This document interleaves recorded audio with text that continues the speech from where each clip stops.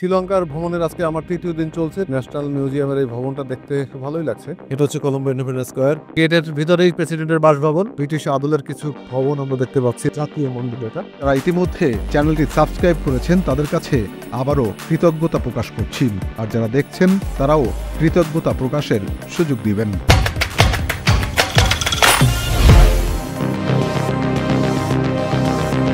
2 kilometre আছে, 2 kilometre ভাড়া এসেছে 190 টাকা। অর্থাৎ আপনার এই টুকটুকের মিটারও আছেন, তাহলে কিন্তু আপনাদের লস নাই। মিটারগুলো সরকারি নির্ধারিত। এটা হচ্ছে কলম্বো সিটি সেন্টার। এখানে যদি আপনারা এখানে শপিং করতে পারেন, এটা বেশ নিরাপত্তা আছে। শ্রীলঙ্কার ন্যাশনাল মিউজিয়াম, এখানে হচ্ছে টিকিট কাটতে হয় 1000 টাকা টিকিট। টিকিট কাউন্টার এই পাশে। শ্রীলঙ্কান রুপিতে 1000 টাকা টিকিট ফি। কিছুক্ষণ সময় আপনার জন্য ন্যাশনাল মিউজিয়ামে আসতে পারেন।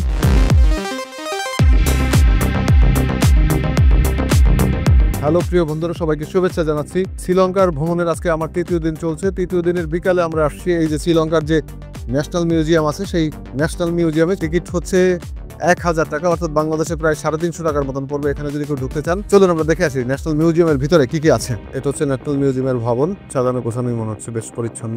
ভেতরে অ্যান্টিক কিছু জিনিসপত্র হয়তো দেখা যাবে। লাইব্রেরি আছে, মিউজিয়াম বুক শপ আছে, ক্যাফেটেরিয়া আছে, অনেক কিছুই আছে। এডুকেশন অ্যান্ড পাবলিক ডিভিশন এখানে আছে। ন্যাশনাল মিউজিয়ামে অনেক কিছুই আছে। এটা হচ্ছে আরেক পাশ মিউজিয়ামের। এটা হচ্ছে পিছনের দিকটা।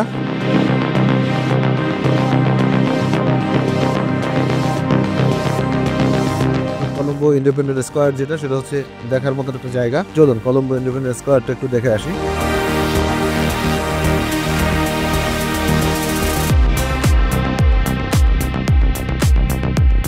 এটা হচ্ছে কলম্বো ইন্ডিপেন্ডেন্স স্কয়ার। আমরা একটু ভিতরে নেমে যাচ্ছি। এটা হচ্ছে মেমোরিয়াল হল। এদের জাতীয় প্রতীক যেহেতু সিংহ, এজন্য সিংহকে সবসময় ব্যবহার করে থাকে। কলম্বোতে দেখার মতন বা ঘোরার মতন যে জায়গাগুলো আছে, তার মধ্যে এই ইন্ডিপেন্ডেন্স স্কয়ারটা অন্যতম। এখানে বিকেল বেলা যদি আসেন তাহলে বেশ ভালোভাবে সময় কাটাতে পারবেন। ইন্ডিপেন্ডেন্স স্কয়ারে আসলে এটা খোলা মাঠ। খোলা মাঠে জাস্ট এসে বসে কিছু ছবি তুলতে পারবেন।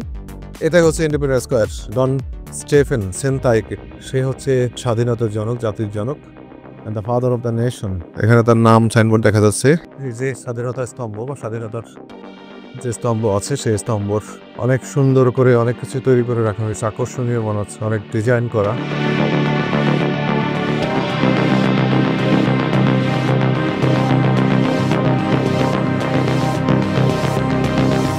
এই যে দেখতে পাচ্ছি শ্রীলঙ্কার পার্লামেন্ট, ওই যে সোজা দেখা যাচ্ছে শ্রীলঙ্কার পার্লামেন্ট। শ্রীলঙ্কার প্রেসিডেন্ট এখানে বসবাস করে। এই যে গেটের ভিতরেই প্রেসিডেন্টের বাসভবন। আপনারা চাইলে কিন্তু এখানে আসতে পারেন, দেখতে পারেন। ওই পাশে হচ্ছে শ্রীলঙ্কার পোর্ট সিটি, রিংস ফেরি হোটেল।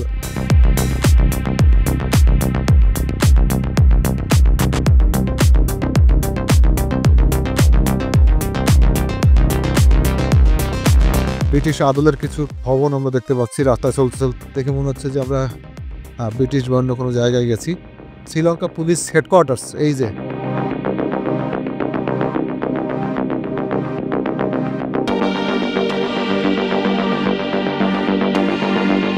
শ্রীলঙ্কার সবচেয়ে বৌদ্ধদের সেই জাতীয় মন্দির হচ্ছে এটা। সুন্দর একটা টেম্পল আমরা দেখতে পাচ্ছি। চলুন আমরা টেম্পলের ভিতরের কিছু অংশ দেখে আসি। এটা হচ্ছে কয়েক হাজার বছর আগে শ্রীলঙ্কার জাতীয় মন্দির এটা। এখানে নিরাপত্তা আছে, নিরাপত্তা রক্ষীরা আছে। এখানে জুতা পায়ে দিয়ে প্রবেশ নিষেধ, যেহেতু ধর্মীয় স্থান, পবিত্র স্থান। 400 টাকা বা 400 শ্রীলঙ্কান রুপি খরচ করলে আপনারা কিন্তু সেখানে ভিতরে ঢুকতে পারবেন। এটা হচ্ছে মন্দিরের বাইরের সাইড।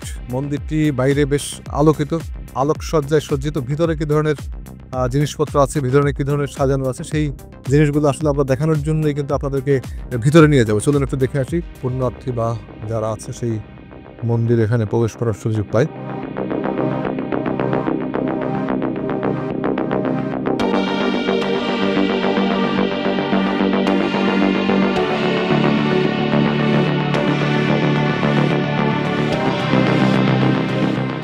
নেওয়ার জন্য কিন্তু আপনারা এই জাদুঘরটাও দেখতে পারেন। যদি বৌদ্ধ মন্দিরের বুদ্ধের ভিক্ষুর যদি আপনারা কিছু কিনতে চান, তাহলে এই পাশের যে জাদুঘরটি আছে, এই জাদুঘর থেকে সম্ভবত কেনার সুযোগ আছে। আপনারা চাইলে এখান থেকে সম্ভবত কিনতেও পারবেন। From Bangladesh, Indonesia, Japan, China, any people coming from Sri Lanka, call me. Good country, Sri Lanka. You can enjoy here so many places. Especially Colombo, best place.